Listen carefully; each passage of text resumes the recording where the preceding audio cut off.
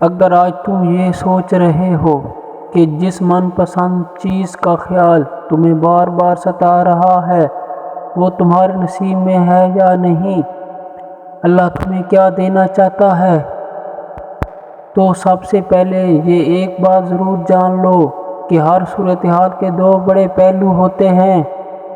تم اس کو منتخب کرو جو تمہیں اچھائی اور سچائی دونوں کو دکھانے کی اجازت دیتا ہے، اور جو تمہیں برے وقت سے باہر نکال سکتا ہے، جو مصیبت میں تمہارا ساتھ دے سکتا ہے۔ کیوں نہ کہ تمہاری زندگی اتنی بے معنی نہیں کہ لوگوں کے دھوکوں اور ان کی تلخ رویوں سے ہار دیا جائے۔ تمہاری یہ زندگی اللہ کی طرف سے امانت ہے۔ تم سے محبت کرنے والا وہ رب ہے جو تمہارے لیے سب سے بہترین چاہتا ہے۔ اور پتہ ہے سب سے بڑا سچ تو یہ ہے کہ انسان جو کوئی بھی ہو، اگر وہ کچھ کرنے کا فیصلہ کر لیتا ہے اور اللہ سے دعا بھی جاری رکھتا ہے تو وہ یقیناً ہو کر ہی رہتا ہے۔ حدیث قدسی ہے، نبی کریم صلی اللہ علیہ وآلہ وسلم نے فرمایا، اللہ فرماتا ہے، اے ابن آدم تو میری عبادت کے لیے یکسو ہو جا تو میں تیرے سینے میں بے نیازی سے بھر دوں گا اور تیری محتاجی دور کر دوں گا اور تیری دعا کو قبول فرماؤں گا۔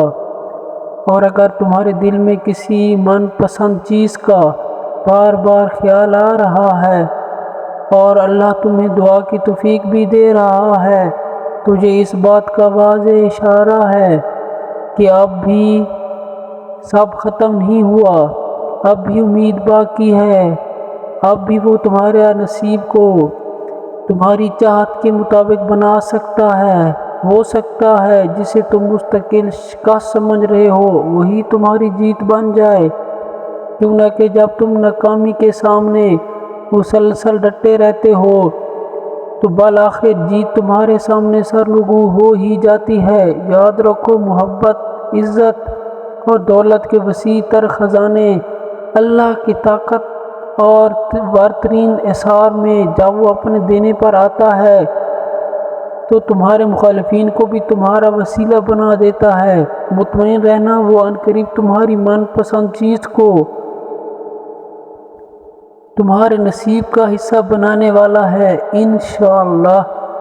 اگر میری ویڈیو اچھی لگی ہو تو میرے چینل کو ضرور سبسکرائب کریں۔ جزاک اللہ۔